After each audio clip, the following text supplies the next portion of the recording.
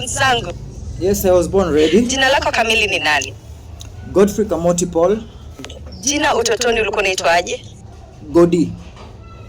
Umri wako? Siwezi sema. Mara ya mwisho kulia ilikuwa lini? Nimelia jana usiku. Rafiki yako wa karibu zaidi ni nani? Mungu tu. Unampigia nani simu zaidi? Nampigia mamangu. Chakula unachopenda zaidi ni? Kuku. Chakula gani haupendi? Pork.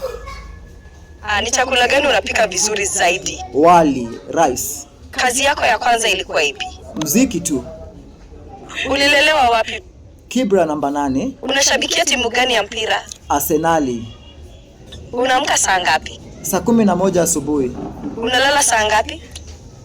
Saa 3. Kitu cha mwisho unachofanya kabla ya kulala ni? Kuomba. Cha kwanza unachofanya ukiamka? Kuomba pia. Kifo cha nani kilikuumiza zaidi? Babangu mzazi. Ushauri bora zaidi uliowahi kupewa ni upi? That I should never give up. Ni kitu gani ungetamani ungejua mapema zaidi maishani? Kumjua tu Mungu. Ni wimbo gani unapenda zaidi? Ipo siku.